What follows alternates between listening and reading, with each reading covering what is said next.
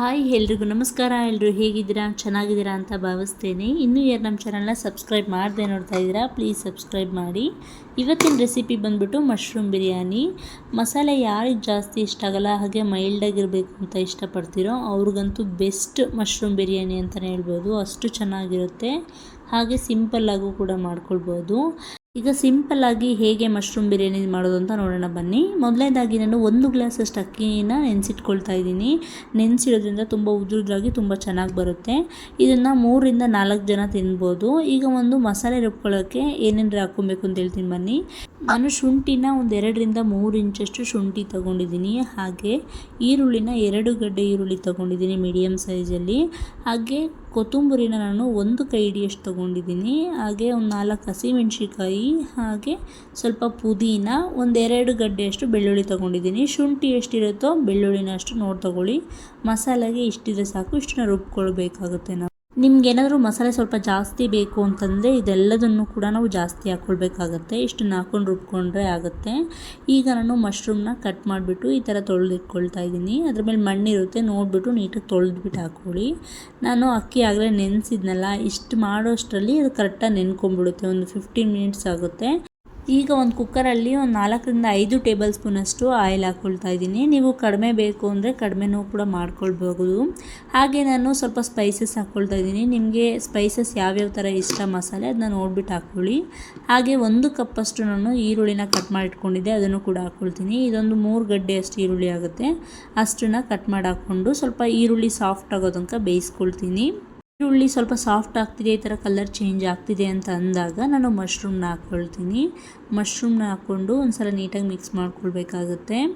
Mushroom ಹಾಕಿದ್ಮೇಲೆ ಒಂದು ಸಲ ನೀಟಾಗಿ ಮಿಕ್ಸ್ ಮಾಡ್ಕೊಳ್ಬೇಕಾಗುತ್ತೆ. ಮಶ್ರೂಮ್ ಈಗ ಹಾಕೋದ್ರಿಂದ ಸ್ವಲ್ಪ ಚೆನ್ನಾಗಿ ಬೇಯುತ್ತೆ, ಟೇಸ್ಟು ಕೂಡ ತುಂಬ ಚೆನ್ನಾಗಿರುತ್ತೆ. ಮಶ್ರೂಮು ಸ್ವಲ್ಪ ಈರುಳ್ಳಿ ಸ್ವಲ್ಪ ಫ್ರೈ ಆಗ್ತಿದೆ ಅಂತ ಅಂದಾಗ ನಾನು ಹಸಿ ಬಟಾಣಿನ ಒಂದು 150 ಗ್ರಾಮಷ್ಟು ಹಾಕ್ಕೊಳ್ತಾ ಇದ್ದೀನಿ. ಇದು ನಿಮಗೆ ಕಂಪ್ಲೀಟ್ಲಿ ಆಪ್ಷನ್. ನಿಮಗೆ ಬೇಕು ಅಂದರೆ ಮಾತ್ರ ಹಾಕ್ಕೊಳ್ಳಿ ಇದನ್ನ. ಬಟಾಣಿ ಸ್ವಲ್ಪ ಸಾಫ್ಟ್ ಆಗ್ತಿದೆ ಅಂತ ಅಂದಾಗ ನಾನು 2 ಟೊಮೊಟೊನ ಈ ಥರ ಸ್ಲೈಸ್ ಆಗಿ ಕಟ್ ಮಾಡಿಬಿಟ್ಟು ಹಾಕ್ಕೊಳ್ತಾ ಇದ್ದೀನಿ. ಇದು ಮೇನ್ ಇಂಪಾರ್ಟೆಂಟ್ ಟೇಸ್ಟಿಗೆ ಅಂತಲೇ ಹೇಳ್ಬೋದು.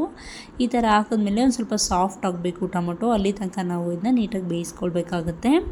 ಟೊಮೊಟೊ ಸ್ವಲ್ಪ ಸಾಫ್ಟ್ ಆಗ್ತಿದೆ, ಬಾಡಿದೆ ಅಂತ ಅನಿಸಿದಾಗ ನಾವು ರುಬ್ಬಿರುವಂಥ ಮಸಾಲೆನ ಹಾಕ್ಕೊಳ್ಬೇಕಾಗತ್ತೆ. ಮಸಾಲೆ ಹಾಕ್ಕೊಂಡು ಒಂದು ಸಲ ನೀಟಾಗಿ ಮಿಕ್ಸ್ ಮಾಡ್ಕೊಳ್ಬೇಕಾಗತ್ತೆ. ಮಸಾಲೆ ಎಲ್ಲ ಹಸಿ ಸ್ಮೆಲ್ ಹೋಗಬೇಕು, ಅಲ್ಲಿ ತನಕ ನಾವು ಫ್ರೈ ಮಾಡ್ಕೊಳ್ಬೇಕಾಗತ್ತೆ. ನೀವು ನೋಡ್ತಿರ್ಬೋದು ಒಂದೊಳ್ಳೆ ನ್ಯಾಚುರಲ್ ಕಲರ್ ಕೊಡ್ತಾ ಇದೆ. ಈಗ ಒಂದು ಸಲ ನೀಟಾಗಿ ಮಿಕ್ಸ್ ಮಾಡಿಕೊಂಡು ಈಗ ನಾವು ಸ್ಪೈಸಸ್ ಪೌಡ್ರ್ ಹಾಕ್ಕೊಳ್ಬೇಕಾಗತ್ತೆ. ಇದಕ್ಕೆ ಜಾಸ್ತಿ ಸ್ಪೈಸಸ್ ಪೌಡ್ರ್ ಯೂಸ್ ಮಾಡೋಂಗಿಲ್ಲ, ಹಾಗಾಗಿ ಸ್ವಲ್ಪ ಹಾಕ್ತಾಯಿದ್ದೀನಿ.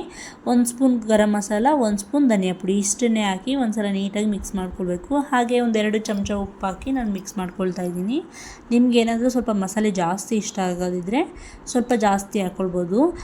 ಹಾಗೆ 1 ಕಪ್ಪಷ್ಟು ನಾನು ಮೊಸರನ್ನು ಕೂಡ ಹಾಕ್ಕೊಳ್ತಾ ಇದ್ದೀನಿ. ಮೊಸರು ಹಾಕ್ಬಿಟ್ಟು ನೀಟಾಗಿ ಮಿಕ್ಸ್ ಮಾಡ್ಕೊಂಡ್ಬಿಡಿ ಬೇಗ, ಇಲ್ಲಾಂದರೆ ಅದು ಒಡೆಯೋ ಚಾನ್ಸಸ್ ಇರುತ್ತೆ. ಹಾಗಾಗಿ ಒಂದು ಸಲ ನೀಟಾಗಿ ಈ ಥರ ಮಿಕ್ಸ್ ಮಾಡ್ಕೊಂಡು ಆದಮೇಲೆ ನಾನು 2 ಗ್ಲಾಸಷ್ಟು ನೀರು ಹಾಕ್ಕೊಳ್ತಾ ಇದ್ದೀನಿ. ಮೊಸರು ಹಾಕಿದ್ಮೇಲೆ ತುಂಬ ಫ್ರೈ ಮಾಡೋಕ್ಕೆ ಹೋಗಬೇಡಿ. 2 ಗ್ಲಾಸ್ ನೀರು ಹಾಕ್ಕೊಳ್ತಾ ಇದ್ದೀನಿ ನಾನು. 1 ಗ್ಲಾಸ್ ಅಕ್ಕಿಗೆ 2 ಗ್ಲಾಸ್ ನೀರು ಹಾಕ್ಕೊಳ್ತಾ ಇದ್ದೀನಿ. ನೀವು ನೋಡಿಬಿಟ್ಟು ಇನ್ನೂ ಸ್ವಲ್ಪ ಉದುರುದ್ರಾಗಬೇಕು ಅಂತಂದರೆ 1 ಹಾಕ್ಕೊಂಡ್ರೆ ಸಾಕಾಗುತ್ತೆ. ಈಗ ಇದು ಕುದೀತಿದೆ ಅಂತ ಅನ್ನಿಸಿದಾಗ ನಾನು ಅಕ್ಕಿನ ಹಾಕ್ಕೊಳ್ತಾ ಇದ್ದೀನಿ. ಹಾಗಾಗೋದ್ರಿಂದ ಅನ್ನ ತುಂಬ ಉದುರುದ್ರಾಗಿ ತುಂಬ ಚೆನ್ನಾಗಿ ಬರುತ್ತೆ. ಹಾಗಾಗಿ ಅಕ್ಕಿ ಹಾಕಿದ್ಮೇಲೆ ಎಲ್ಲ ಕುದೀತಾ ಇರಬೇಕು ಮಸಾಲೆ ಎಲ್ಲ, ಆವಾಗ ನಾವು ಲಿಡ್ನ ಕ್ಲೋಸ್ ಮಾಡಬೇಕಾಗುತ್ತೆ. ಹಂಗೆ ಹಾಕೋದ್ರಿಂದ ಮಸಾಲೆ ಎಲ್ಲ ಅನ್ನಕ್ಕೆ ಹತ್ಕೊಳ್ಳುತ್ತೆ. ಹಾಗಾಗಿ ಈಗ ಒಂದು ಸಲ ನೋಡಿ ಈ ಥರ ಉಪ್ಪು ಬರ್ತಾ ಇದೆಯಲ್ಲ, ಈಗ ಒಂದು ಸಲ ನಾವು ನೀಟಾಗಿ ಮಿಕ್ಸ್ ಮಾಡಿಕೊಂಡು ಲಿಡ್ನ ಕ್ಲೋಸ್ ಮಾಡ್ಕೊಳ್ಬೇಕಾಗುತ್ತೆ. ಹಾಗೆ ರುಚಿನೂ ಕೂಡ ಈಗಲೇ ನೋಡ್ಕೊಳ್ಳಿ. ಉಪ್ಪು ಖಾರ ಹುಳಿ ಏನೇ ಕಡಿಮೆ ಹಾಕಿದರೂ ಈಗಲೇ ಹಾಕ್ಕೊಳ್ಬೋದು. ನನಗೆ ಯಾಕೋ ಸ್ವಲ್ಪ ಸಪ್ಪೆ ಅನ್ನಿಸ್ತು, ಹಾಗಾಗಿ ಉಪ್ಪನ್ನು ಹಾಕಿ ಒಂದು ಸಲ ನೀಟಾಗಿ ಮಿಕ್ಸ್ ಮಾಡಿಕೊಂಡು ಈ ಥರ ಕುದೀತಿರುವಾಗ ಮಿಕ್ಸ್ ಮಾಡಿ ನಾನು ಲಿಡ್ನ ಕ್ಲೋಸ್ ಮಾಡ್ತಾಯಿದ್ದೀನಿ.